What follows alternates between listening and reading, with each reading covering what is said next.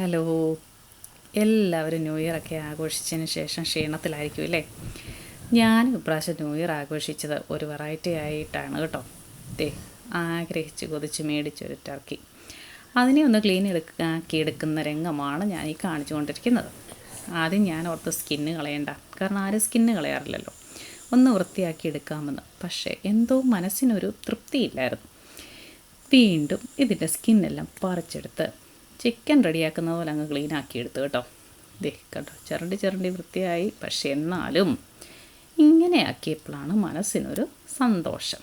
ഇനി ഇവനെ എങ്ങനെ നമുക്ക് മസാല തേക്കാം, അതാണ് അടുത്തത്. ഞാൻ നന്നായിട്ട് വൃത്തിയാക്കി എടുത്തു. അത് വെള്ളത്തിലൊഴിച്ച്, അത് ഒരു പാത്രത്തിൽ പോലും ചേരത്തില്ല, അതുപോലാണ് ഇരിക്കുന്നത്. 3.5-4 കിലോ ഉണ്ടായിരുന്നു. എന്നിരുന്നാലും വേണ്ടില്ല, വളരെ നന്നായിട്ട് തന്നെ വൃത്തിയാക്കി ഇവനെ നമുക്ക് മസാലയിലൊന്ന് കുളിപ്പിച്ചെടുക്കാം. ഇന്ന് തന്നെ ഞാൻ ഗ്രില്ല് ചെയ്യാനുള്ള പാവമൊന്നുമില്ല കേട്ടോ. ഇതൊരു ഓവർ നൈറ്റ് വെക്കാനായിരുന്നു പ്ലാൻ. അത് ഫ്രീസറിനകത്ത് തന്നെ വെച്ചാൽ അടിപൊളിയായിട്ട് മസാലയെല്ലാം പിടിക്കും. അതുകൊണ്ടാണ് ഞാൻ നേരത്തെ തന്നെ മസാലയെല്ലാം പിടിക്കുന്നത്.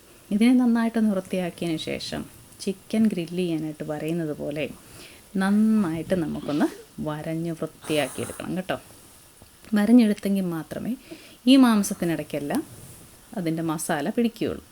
ഇത്രയും വലിയ ഇത് ടർക്കി ആയതുകൊണ്ട് ഇതിനകത്ത് മസാല പിടിക്കാൻ ഇച്ചിരി ബുദ്ധിമുട്ടാണ്. എന്നിരുന്നാലും വേണ്ടില്ല, ഒരു വെറൈറ്റി ആയിക്കോട്ടെ എന്നിരുന്നല്ലേ. എന്നാലും നമ്മൾ വിട്ടുകൊടുക്കില്ല എന്ന് വിചാരിച്ച് എല്ലാത്തിലും നന്നായിട്ട് വരയൊക്കെ ഇട്ട് മസാലയെല്ലാം റെഡിയാക്കി എടുത്തു വെച്ചു. കൂടുതലും ഞാൻ ബട്ടറിനകത്തായിരുന്നു കേട്ടോ ഇത് മിക്സ് ചെയ്തത്. കുറച്ച് മുളക് പൊടി, പെപ്പറും ജിഞ്ചർ ഗാർലിക് പേസ്റ്റും എല്ലാം കൂടി ഇട്ട് അടിപൊളിയായിട്ടത് കുഴച്ച്. ഞാൻ മനസ്സിൽ വിചാരിച്ചതുപോലെ ഒന്നും നടന്നില്ല. കാരണം ഇതിനകത്തോട്ട് മസാല അങ്ങോട്ട് പിടിക്കാൻ തുടങ്ങിയപ്പോൾ വീണ്ടും എൻ്റെ കൈ പിടിക്കുന്നതല്ലാതെ ടർക്കിയെ പിടിക്കുന്നില്ല.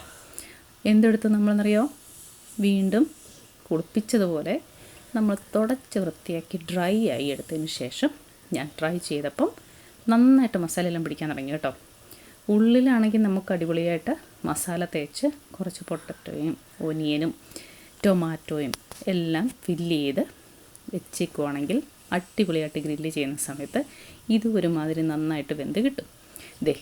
നമ്മുടെ ബാലഗോപാലിനെ ഞാൻ എണ്ണ തേപ്പിച്ച് തുടങ്ങിയതുപോലെ ബട്ടർ തേപ്പിച്ച് തുടങ്ങി അടിപൊളിയായിട്ട് പിടിക്കാൻ തുടങ്ങിയിട്ടുണ്ട്. കുറച്ച് നേരം കഷ്ടപ്പെട്ടു കേട്ടോ. എന്തായാലും മൊത്തം ഒന്ന് പിടിപ്പിച്ചെടുക്കണ്ടേ. പിടിപ്പിച്ചെടുത്തത് മാത്രം പോരാ, ഫ്രിഡ്ജിനകത്ത് കയറ്റി വെക്കാനായിട്ടാണെങ്കിൽ അതിലും ബുദ്ധിമുട്ട്. ഒരു പാത്രത്തിനകത്ത് ഇത് ഒതുങ്ങത്തില്ലല്ലോ.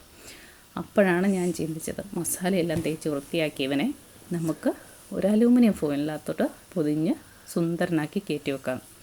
അങ്ങനെ മസാലയെല്ലാം തേച്ച് വൃത്തിയാക്കി കണ്ടില്ലേ, എല്ലായിടത്തും ഒന്ന് പിടിച്ചിട്ടുണ്ട് കേട്ടോ. ഇപ്പം അലൂമിനിയം ഫോയിലെടുത്ത് അതിനകത്തോട്ട് നന്നായിട്ട് പൊതിഞ്ഞ് ഫ്രീസറിലെടുത്ത് വെച്ചു. ഓവർനൈറ്റ് മൊത്തം അവിടെ ഇരുന്നു കേട്ടോ. പിറ്റേ ദിവസം എടുത്തപ്പോൾ അടിപൊളിയായിട്ട് തന്നെ മസാല പിടിച്ചിരുന്നു. സാധാരണ ടർക്കി എല്ലാവരും ഇതുപോലെ അല്ല ചെയ്യുന്നത്. അത് ബട്ടറൊക്കെ തേച്ച് മണിക്കൂറുകളെടുത്തതിന് ശേഷമാണ് ഗ്രില്ല് ചെയ്യുന്നത്.